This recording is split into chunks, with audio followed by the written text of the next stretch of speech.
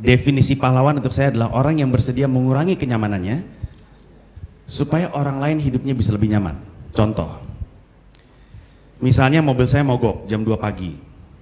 Saya nggak tahu apa yang mesti saya lakukan. Saya telepon Mbak Suci.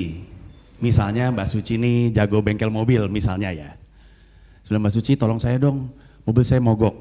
Kalau Mbak Suci bangun dari tidurnya jam 2 pagi, mendatangi saya dan menolong saya, Mbak Suci baru saja mengorbankan kenyamanannya supaya saya juga bisa lebih nyaman.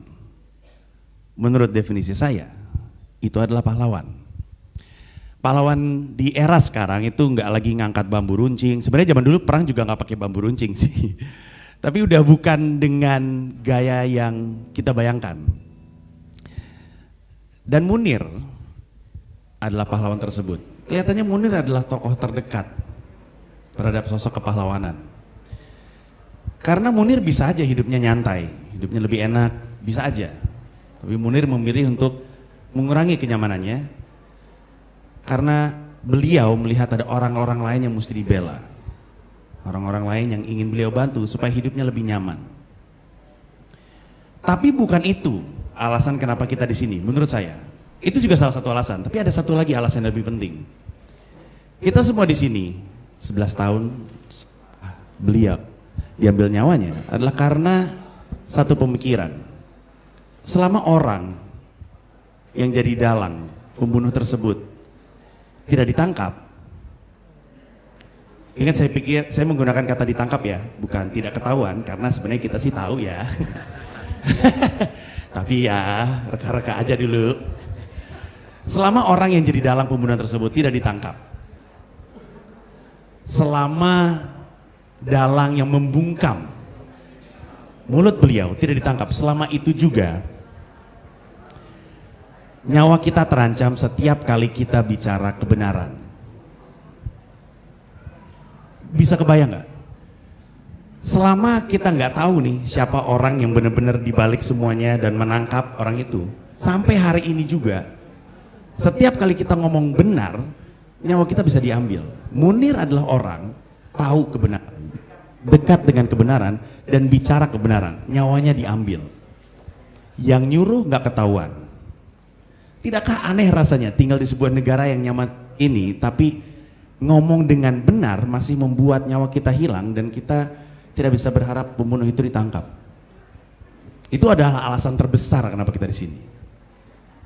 Di saat begitu banyak orang di Indonesia mudah teralihkan perhatiannya, kan kita gitu kan?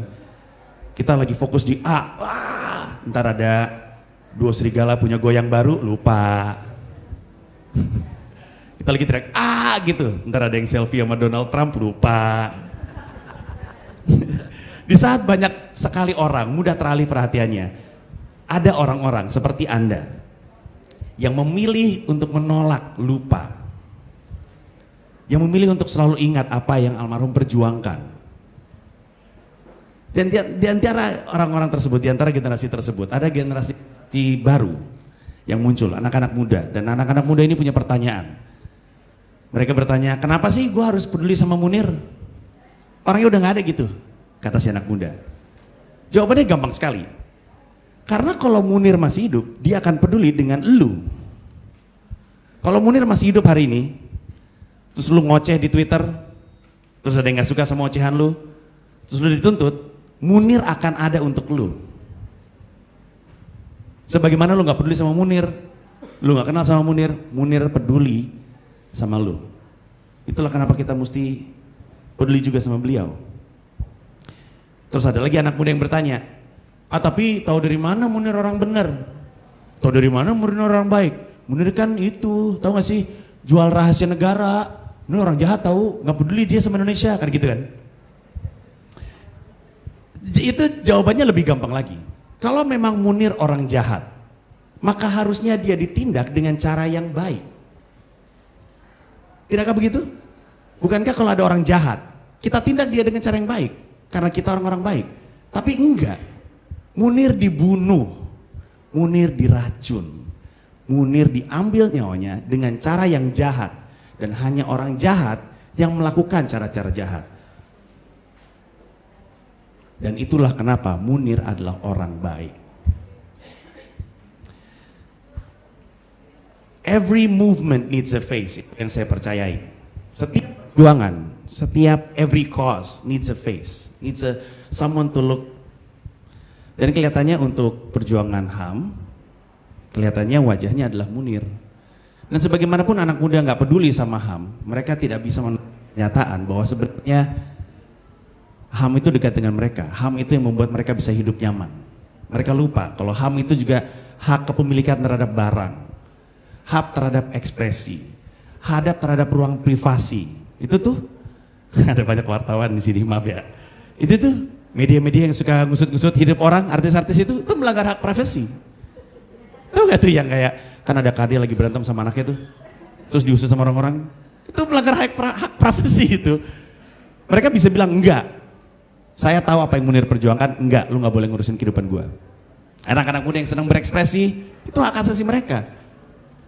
Saya kemarin cerita di sebuah acara, saya bilang, kalau kita nggak peduli HAM, kita bisa tiba-tiba dipimpin sama orang yang begitu ekstrimnya, sehingga semua orang dilarang untuk berekspresi. Ada sebuah negara, saya nggak usah sebut negaranya ya, pokoknya dia di utaranya Korea. Di negara itu, semua cowok rambutnya harus kayak Kim Jong Un. Dan rambutnya tuh nggak bagus-bagus amat. Cuman plek gitu, sini rambut tuh sisanya nggak ada gitu. Pokoknya lawas lah. Kenapa? Karena rambut lain ke barat-baratan menurut Kim Jong Un. Bayangin Anda nggak peduli HAM, bayangin anak muda nggak peduli HAM, suatu hari kita dipimpin orang yang serupa. Kim Jong Wo. Kan males, rambutnya harus kayak gitu, sebenarnya gak ada yang mau kayak gitu. Itulah kenapa kita berdiri di sini, itulah kenapa apa yang diperjuangkan harus dilanjutkan kepada anak-anak muda. Itulah kenapa kita harus selalu ngomong sama semuanya, sama generasi di bawah kita, sama anak-anak kita, bahwa ini penting. Saya bisa berkelit lah kalau ngomong, saya bisa ngeles. Tapi gimana dengan anak saya? Gimana dengan anak Anda? Gimana dengan anak-anak yang sampai hari ini belum kembali, yang dipertanyakan setiap hari Kamis di depan istana? Bagaimana dengan mereka? Selama kita terus mengingat apa yang Munir perjuangkan, selama itulah juga kita belum kalah. Ayah saya seorang karateka, dia bawa karate ke Indonesia dari Jepang. Nasihat dia tentang berantem itu sederhana. Mas Panji, selama kamu tidak berhenti memukul, maka kamu belum kalah. Selama kamu tidak berhenti memukul, maka kamu belum kalah.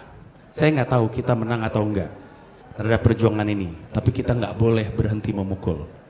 Karena dengan itulah peluang untuk menang kita ada. Terima kasih banyak semuanya. Thank you.